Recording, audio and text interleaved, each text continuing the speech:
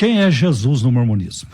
Jesus Cristo é o Salvador da humanidade, é o Redentor, é o Messias prometido, é a figura de maior reverência na nossa fé e de maior destaque. Ele é o Messias prometido, ele é o Salvador. Deixa eu só concluir que eu dei o tempo pro pastor.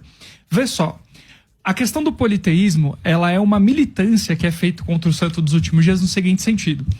Se a gente pegar o termo enoteísmo, ele poderia descrever a nossa fé, mas ele também não descreve, ele é um termo errado. Vê só como ele é um termo de militância constante. Não, esse aí termo eu já conheço.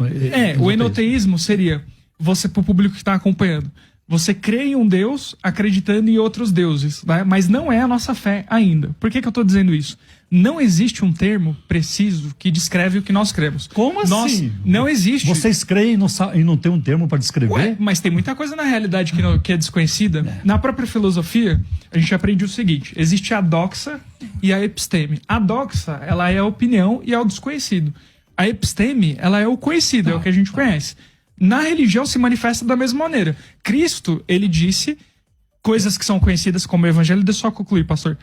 E tem o desconhecido, que é a hora que ele vai vir. Não é? Deixa eu responder. Peraí que eu não Você está tomando muito do meu tempo. Não, isso não está certo. Só o politeísmo que você falou. Enoteísmo. A crença de que existe um Deus principal, sem excluir a existência de outros deuses. Só que não é a nossa fé. Por que não é? Vou te dizer. Só o fato de vocês dizerem, os seus profetas dizerem, Joseph Fielding Smith, não são. Prometo que eu vou concluir. São três deuses separados. Isso você sabe. Sim, de fato mas vamos lá. Isso já é uma meia verdade.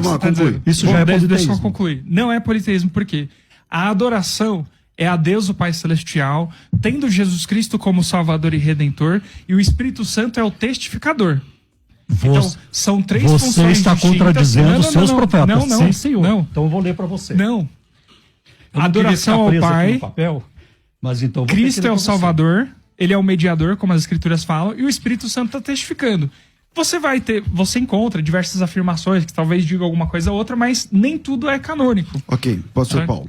Veja bem, e vai muito além disso. Isso é hinduísmo. O hinduísmo também tem milhões de deuses, mas tem um Deus principal, que é o Deus Brahma.